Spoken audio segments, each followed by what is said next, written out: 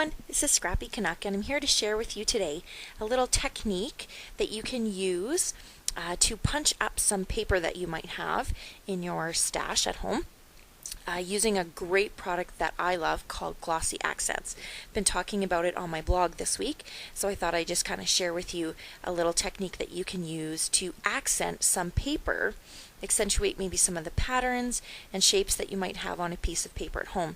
So I'm using some Sassafras Lass Bungle Jungle paper, so cute. And I'm going to use my Glossy Accents just to take some of the shapes that are here on the paper and just add a little bit of shine and dimension.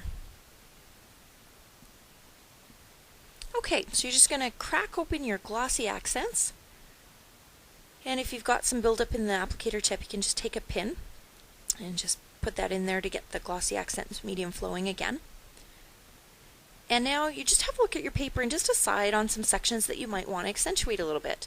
I really like these drafts here in the middle of the page, so I'm going to just squeeze my Glossy Accents bottle. The medium's going to come flowing out of this great thin applicator tip, and I'm just going to start filling in the shape on my paper.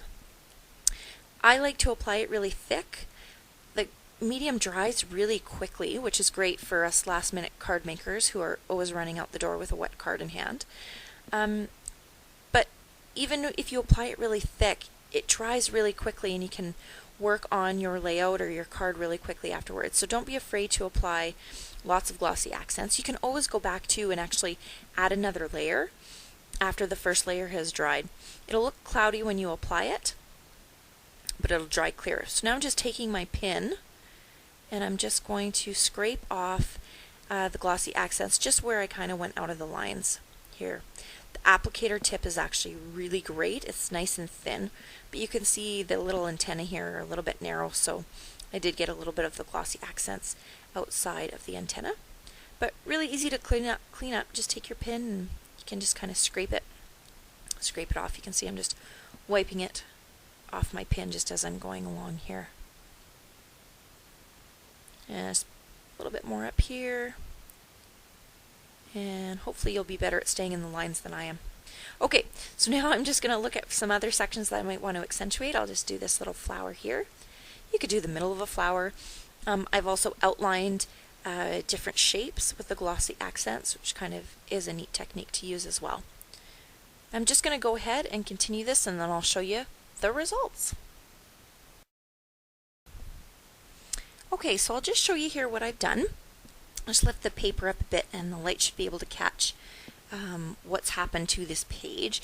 So I've just done a couple of these giraffes here in the middle of the page. I've used the Glossy Accents on them, as well as these flowers here and these big flowers in this particular row. I'll just show you there. So you can see they kind of pop off the page. They're three-dimensional now, and they're also really beautifully shiny, so it really picks up on different colors and different shapes and creates a little bit of texture on your page. So this is something that you can do before you start a scrapbook page or a card. It's also something you can do afterwards. You could even cut out one of these little guys and create an embellishment with them or a border out of the flower ones. Just a great little technique that you can use with any piece of paper and some Glossy Accents that you've got in your stash. So I hope you enjoyed this little tip that I had for you today on using Glossy Accents, and make sure you come back and visit next week because I've got more ways that you can use this product to punch up some of the pages or cards that you might be making.